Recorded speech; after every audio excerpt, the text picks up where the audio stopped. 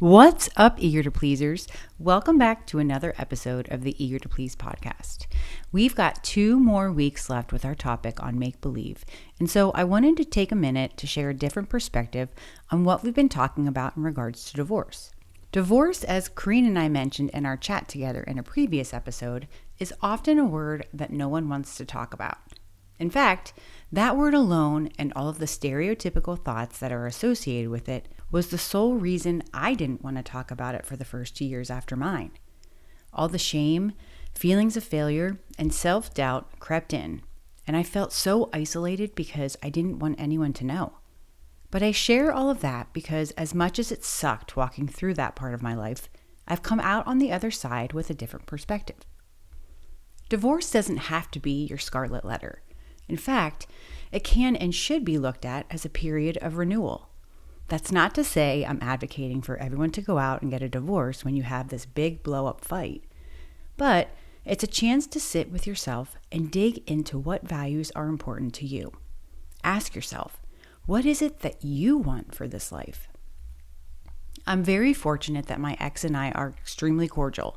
In fact, we had another parent who also went through a divorce before we did say to us, "I don't know how you guys are so friendly with each other. I can't stand being around my ex." And I feel sad for that person. There was a reason the 2 of them chose to separate.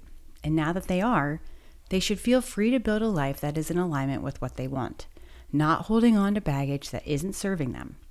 It takes work, no doubt, to get to that point.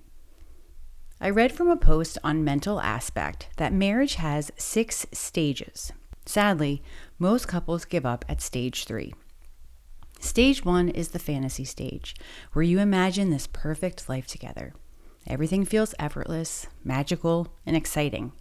I've also heard this referred to as the honeymoon stage. You're basically living in this rainbows and sunshine bubble. Stage 2, this is when reality starts setting in.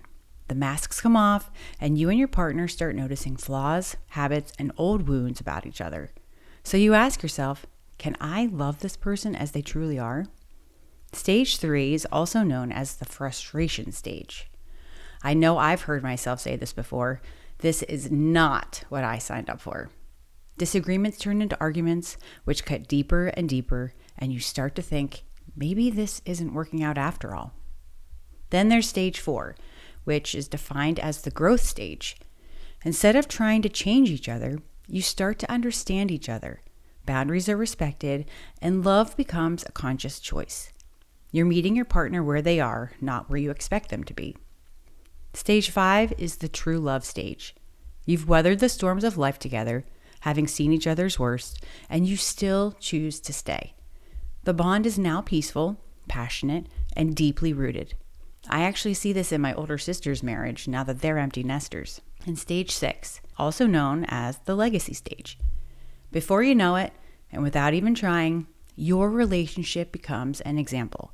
Your love story inspires others, leaving behind something lasting, meaningful, and something you aspire to have yourself one day. I would put both of my grandparents into that bucket. And now that I'm an adult, I look back and think how fortunate I was to have examples of a legacy of love. It's not always about the honeymoon phase, because that's not sustainable. It's about building a life of understanding, compassion, and support so both you and your partner can be the best possible version. While my journey ended at stage 3, I've chosen to look at this as a reset, and I circle back to the serenity prayer.